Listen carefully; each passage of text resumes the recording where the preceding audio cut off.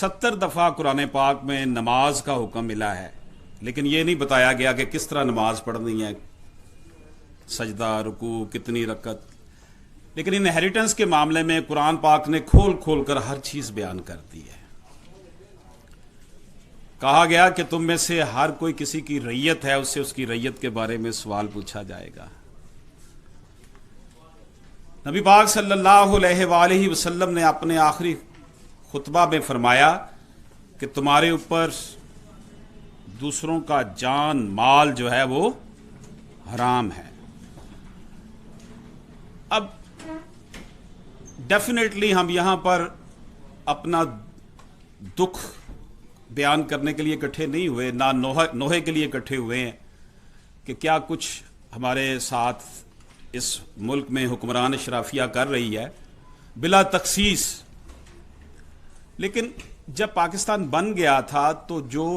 Supreme law करार दे दिया आईने पाकिस्तान में कि कुरान पाक होगा, तो उसको फिर उसकी रूह के मुताबिक लागू क्यों नहीं किया गया?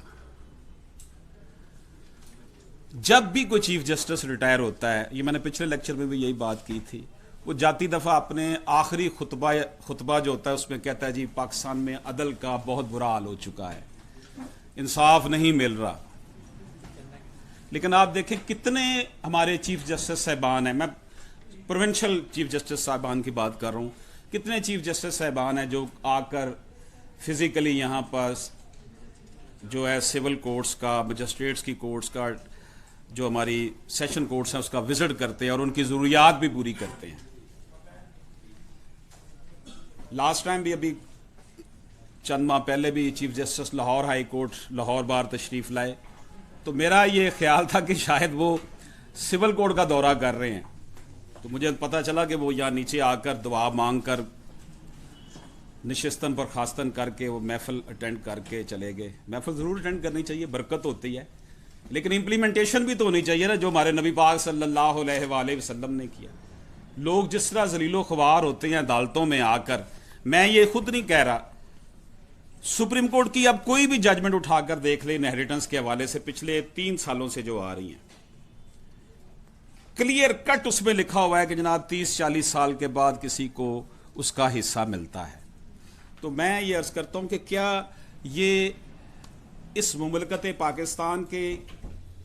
बनने के ये समरात हैं कि अवाम जो है अपने जेन्युइन हक के लिए 35-40 साल धक्के खाएं? और ये जो लिटिगेशन है, अब मैं फिर ये बात कर रहा हूं कि मैं अपनी तरफ से नहीं ये बात कर रहा, अभी 3 दिन पहले ट्रांसपेरेंसी इंटरनेशनल की रिपोर्ट आई है, उसने कहा जी पाकिस्तान में पुलिस करप्शन में पहले नंबर पर और अदलिया दूसरे नंबर पर है।